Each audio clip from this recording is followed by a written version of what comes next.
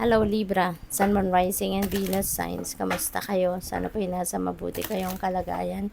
Welcome back po sa Star Tarot. Kung bago kayo rito, welcome din kayo. Thank you for your support. I truly appreciate it. God bless you all. Libra, paunang mensahe ninyo, opportunity, napakaganda. Gold coins, no? Yung bumabagsak from above. So, maaaring financial opportunity ang dadating sa inyo. And this could be super bonggang opportunity kasi napaka vibrant, no? At napakarami ng pera, no, ng gold coins na bumabagsak. So, maaaring this is super bonggang financial opportunity na nadadating sa inyo, Libra. Kaya, congrats and good luck. What else? No need to worry. Kaya wala kayong dapat na ipag-alala. You really have nothing to worry about. You have nothing to fear. No?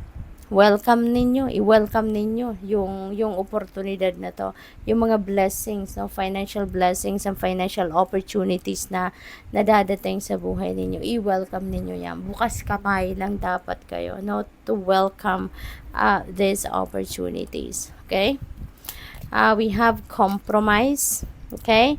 So, maybe, ang iba sa inyo, Libra, is going to enter into a compromise with someone.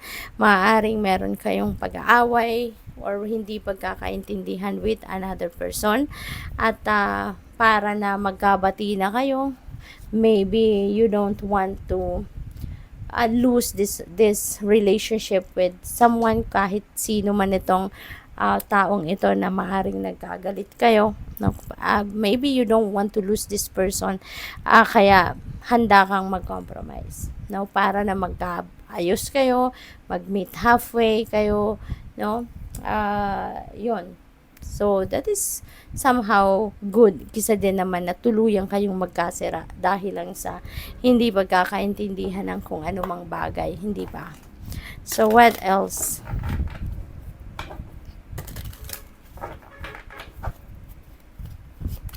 We have support and people come into your life for many different reasons. Some you learn from and then they move on, while others return often because you need to learn from those individuals. Others remain beside you throughout your entire life. Okay, so totoo, 'di ba? Nararamdaman natin na paminsan bakit at some point sa buhay natin parang merong biglang dadating na tao sa buhay natin, and it will serve our best interest, makakatulong sa atin, 'di ba? Will help change our lives, no, to be better. Tapos after some time bigla na lang nawawala, bigla na lang nagdi-disappear, 'di ba? And ganun talaga ang buhay. People come and go sa buhay natin. Pag natapos na yung mission nila sa atin, they go. They leave us, 'di ba? Na hindi natin namamalayan, bigla na lang nangyayari. And tayo din, 'di ba? Minsan na mapapansin din natin na very close tayo sa isang tao, tapos all of a sudden, 'di ba? Bigla na lang nawawala, no, yung connection natin with that person, tapos meron na naman bagong papasukin tayong relationship with another person, 'di ba? It's because maaring tapos na din yung mission mo doon sa tao, 'di ba? And after your mission there, of course you're going to enter another one, 'di ba? Kaya ganun talaga, no? Minsan wag na tayong magtaka kasi ganun talaga ang kalakaran ng buhay. And yun, and yung mga taong yan na dumadating sa buhay natin at yung mga taong wini-welcome din natin sa buhay natin, 'di ba? We are supporting each other, we are helping each other, 'di ba? May mga pangyayari na talagang mararamdaman nating meron silang naitutulong sa atin, tapos meron din tayong naitutulong sa kanila. So we have give back. Today is the day to cast aside normal routines and make your main purpose to serve. It is about giving back without any thoughts or expectation or getting anything in return. Reach out and touch other people's spirits, as it's highly likely that someone really needs it today. Ayan, so siguro, no?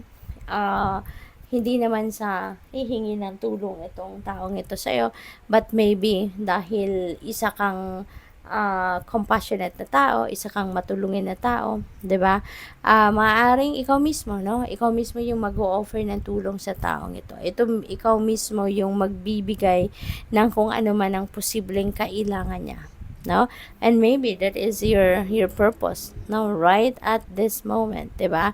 To help other people na umangat, no, yung kanilang spirit, gumanda ang kanilang pakiramdam, no, dahil sa tulong mo. What else? We have relationships. Relationships are just mirror images of your own life, how you feel and treat yourself, as well as how you react and respond to different situations and people around you. So be aware that every relationship is an opportunity for soul growth. Okay? So, pwede rin na ang iba sa inyo rito, baka you are entering a new relationship. Not necessarily na love and romantic relationship lang. Pwedeng relationship na bagong pakikipagkaibigan, di ba? Maaaring meron kang bagong makikilala sa ngayon, yung ganun ba. And, yung may realization din, siguro ang iba sa inyo rito, di ba? About sa mga takbo or tinatakbo ng inyong mga relationship na makikita mo din, no, marirealize mo din on how you are treating other people and how the people are treating you, yung mga ganon, no? So, maaring marami kang makikita din sa ngayon, no, na aral, marami kang makikita na may inspire ka na magagawa mo din, gawin mo din sa iba, kung anong ginagawa sa'yo ng ibang tao, na maybe you are appreciating it, so you may be inspired to do it towards other people, yung mga ganun ba, no? So, good luck. Thank you for watching. Love and light. Namaste.